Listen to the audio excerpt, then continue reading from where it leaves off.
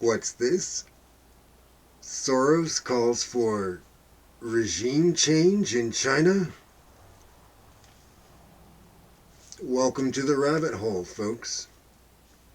Curiouser and curiouser. Hello everyone. 2022 will be a critical year in the history of the world.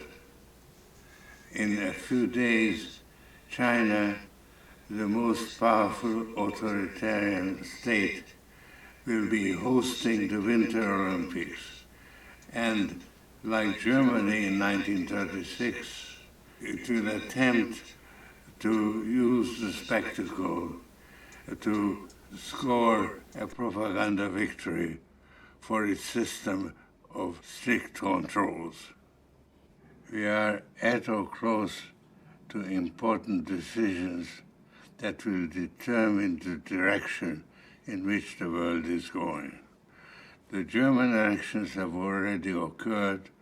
The French election will take place in April 2022, and in the same month, Hungary's voters, against all odds, may turn an authoritarian ruler out of power. Together with Putin's decision whether to invade Ukraine, these developments will determine the fate of Europe. In October, China's 20th Party Congress will decide whether to give Xi Jinping a third term in office as Party General Secretary. Then the US will hold a crucial midterm election in November. Climate change will remain a paramount policy challenge for the world, but the dominant geopolitical feature of today's world is the escalating conflict between two systems of governance that are diametrically opposed to each other. Let me therefore define the difference as simply as I can. In an open society, the role of the state is to protect the freedom of the individual. In a closed society, the role of the individual is to serve the interests of the one-party state. As the founder of the Open Society Foundations, obviously I am on the side of open societies. But the important question today is which system of governance is going to prevail. Each has strengths and weaknesses. Open societies unleash the creative and innovative energies of people. Closed societies concentrate power in the hands of the one-party state. Those are the strengths. The weaknesses are more specific to local and regional conditions. For instance, the relationship between the European Union and its member states is still evolving. The EU ought to protect Lithuania, which recognized Taiwan, from an unofficial blockade by China. But will it? The victory of open societies can't be taken for granted in a world teetering at the edge of military aggression, both in Ukraine and in Taiwan. President Biden has generally adopted the right policies. He told Putin that Russia will pay a heavy price if he attacks Ukraine, but the US will not go to war to defend Ukraine. If Putin attacks, the heaviest penalty will be greater transatlantic cooperation. Biden won't make any unilateral concessions, but he's interested in finding a peaceful solution. The choice is up to Putin. At the same time, Biden has made it clear to Xi Jinping that if he uses force against Taiwan, China will have to confront not only the US, but a larger alliance composed of the AUKUS, that's Australia, United Kingdom, and the US, and the Quad, which is US, Japan, Australia, and India, together with a number of other potential allies who have not yet committed themselves to joint action, such as South Korea and the Philippines. Japan is a country that has most fully committed to defend Taiwan. On the other hand, Xi Jinping has declared that he is determined to assert China's sovereignty over Taiwan by force if necessary. He is devoting enormous resources to armaments. Recently, he surprised the world by demonstrating a hypersonic controllable missile. The US has nothing comparable and doesn't intend to compete. I think that's the right policy, because Xi Jinping's hypersonic achievement doesn't change the balance of mutually assured destruction that will stop the enemies from attacking each other. The missile is a mere propaganda victory. Still, war between the US and its enemies has become more plausible, and that is not a pleasant subject to contemplate. Recently, I asked myself the question, how did the current situation arise? When I embarked on what I call my political philanthropy in the 1980s, American superiority was not in question. That is no longer the case. Why? Part of the answer is to be found in technological process, most of which is based on artificial intelligence or AI, which was in its infancy in the 1980s. The development of AI and the rise of social media and tech platforms evolved together. This has produced very profitable companies that have become so powerful that nobody can compete with them, but they can compete with each other. These companies have come to dominate the global economy. They are multinational, and their reach extends into every corner of the world. We can all name them: Facebook, Google, Apple, and Amazon. There are similar conglomerates in China, but their names are less well known in the West. This development had far-reaching consequences. It has sharpened the conflict between China and the United States and has given it an entirely new dimension. China has turned its tech platforms into national champions. The US is more hesitant to do so because it's worried about their effect on the freedom of the individual. These differences, different attitudes, shed new light on the conflict between the two systems of governance that the US and China represent.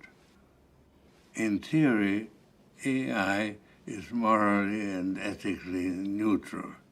It can be used for good or bad. But in practice, its effect is asymmetric. AI is particularly good at producing instruments of control that help repressive regimes and endanger open societies. Interestingly, the coronavirus reinforced the advantage repressive regimes enjoy by legitimizing the use of personal data for public control purposes. With all these advantages, one might think that Xi Jinping, who controls personal data for the surveillance of his citizens more aggressively than any other ruler in history, is bound to be successful. He certainly thinks so, and many people believe him. I should like to explain why that is not the case. That will require a thumbnail history of the Chinese Communist Party, or CCP. The first person to dominate the CCP, Mao Zedong, unleashed the great leap forward that caused the death of tens of millions of people. This was followed by the Cultural Revolution that destroyed China's traditional culture by torturing and killing the cultural and economic elite. Out of this turmoil, a new leader emerged, Deng Xiaoping, who recognized that China was woefully lagging behind the capitalist world. His motto was, "Hide your strength and bide your time." He invited foreigners to invest in China. Then that led to a period of miraculous growth that continued even after Xi Jinping came to power in 2013. Since then, Xi Jinping has done his best to dismantle Deng Xiaoping's achievements. He brought private companies established under Deng under the control of the CCP and undermined the dynamism that used to characterize them.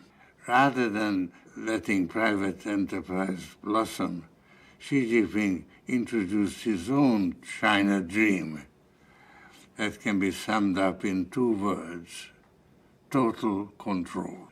That has had disastrous consequences.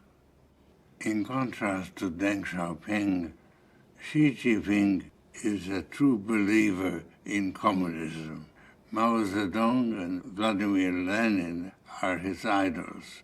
At the celebration of the 100th anniversary of the CCP, he was dressed like Mao, while the rest of the audience was wearing business suits. According to the rules of succession established by Deng Xiaoping, Xi Jinping's term in power ought to expire in 2022. But Xi, inspired by Lenin, has gained firm control of the military and all other institutions of repression and surveillance. He has carefully choreographed the process that will elevate him to the level of Mao Zedong and Deng Xiaoping and make him ruler for life. To accomplish this, Xi Jinping had to reinterpret CCP's history to show that it will logically lead to appointing him for at least another term. Xi Jinping has many enemies, although nobody can oppose him in public because he controls all the levers of power. There is a fight brewing within the CCP that is so sharp that it has found expression in various party publications. Xi is under attack from those who are inspired by Deng Xiaoping's ideas and want to see a greater role for private enterprise. Xi Jinping himself believes that he is introducing a system of governance that is inherently superior to liberal democracy. But he rules by intimidation, and nobody dares to tell him what he doesn't want to hear. As a result, it's difficult to shake his beliefs, even as the gap between his beliefs and reality have grown ever wider. China is facing an economic crisis centered on the real estate market, which has been the main engine of growth ever since Xi Jinping came to power in 2013. The model on which the real estate boom is based is unsustainable. People buying apartments have to start paying for them even before they are built. So the system is based on credit. Local governments derive the bulk of their revenues from selling land at ever-rising prices. Eventually, prices had to rise beyond the level ordinary people could afford. That happened in the middle of 2021. By then, the boom had grown to an unhealthy size. It accounted for nearly 30% of the economy, and it was eating up an ever-increasing amount of credit. After accelerating gradually, the property boom ended with a bang. Residential land prices in June 2021 were more than 30% higher than they had been the year before.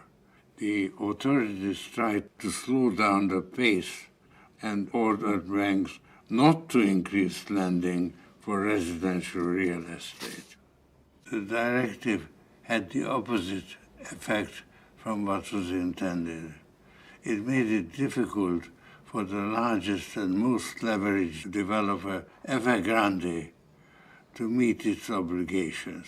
Subcontractors who didn't get paid stopped working, and people who had bought apartments started to worry that they may never receive the homes they were paying for. When the main selling season started in September, there were many more sellers than buyers. For a while, there were hardly any transactions at the advertised prices. But today, prices for both land and apartments are starting to fall. This will turn many of those who invested the bulk of their savings in real estate against Xi Jinping. Evergrande is now in receivership, and many other developers are facing the same fate. The creditors of Evergrande started fighting to improve their position in receiving bankruptcy distributions. The courts took charge, and their first move was to protect the subcontractors who employ some 70 million migrant workers. It remains to be seen how the authorities will handle the crisis. They may have postponed dealing with it for too long because people's confidence has now been shaken. Xi Jinping has many tools available to re-establish confidence. The question is whether he will use them properly.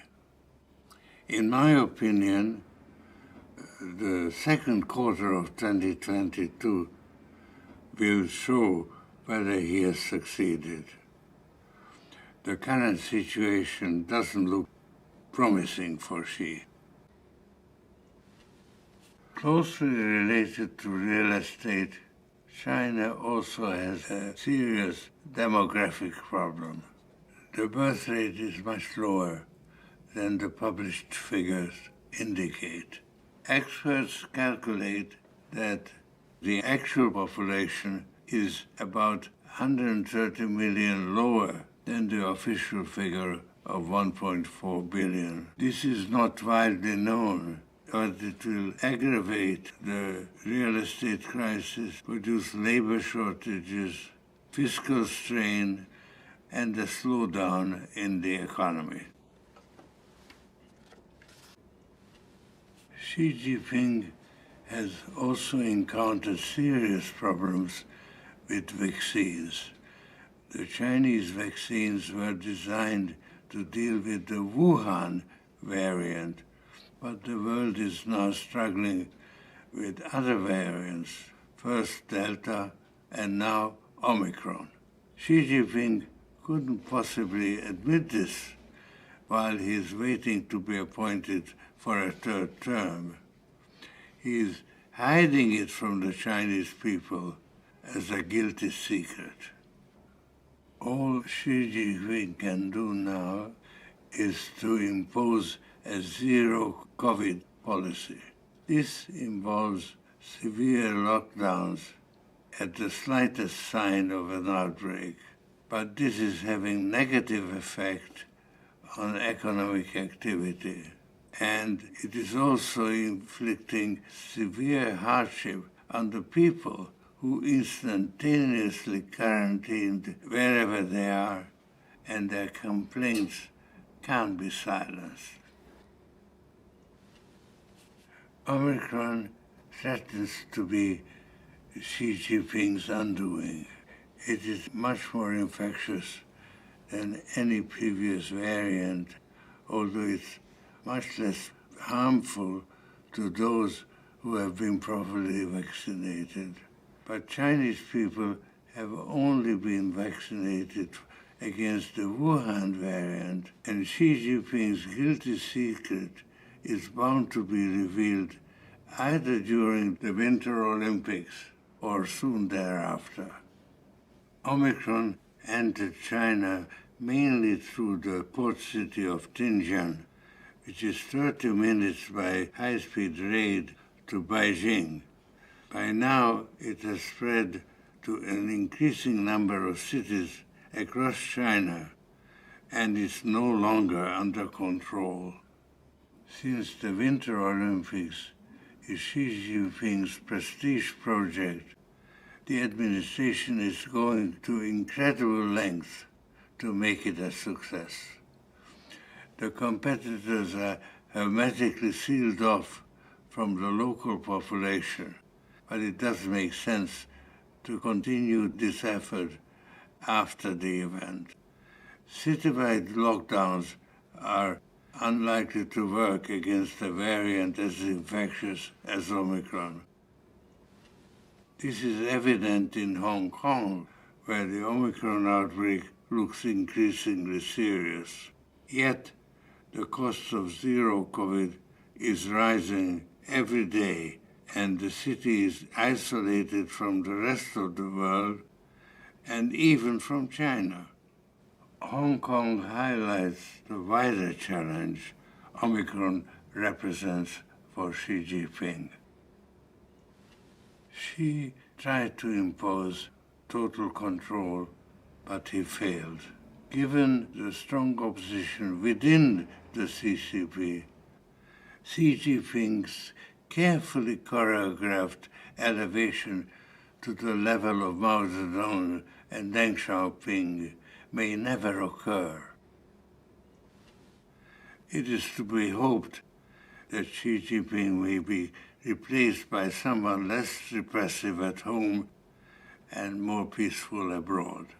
This would remove the greatest threat that open societies face today, and they should do everything within their power to encourage China to move in the desired direction.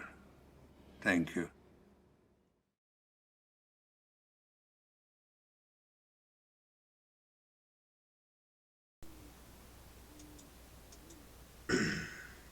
And there you have it, ladies and gentlemen.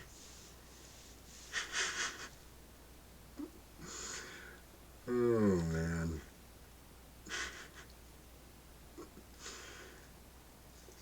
I kept waiting for the punchline, and then I realized it was like a 20-minute punchline. How'd you like that brief history of the Communist Party in China, though? That was pretty good. Thank you, Professor Soros. Really appreciate that. We're gonna vote that guy out. Get out of there, Xi Jinping. You know, we're gonna vote him out. Oh man. Okay, well, enjoy the Olympics. Or, you know,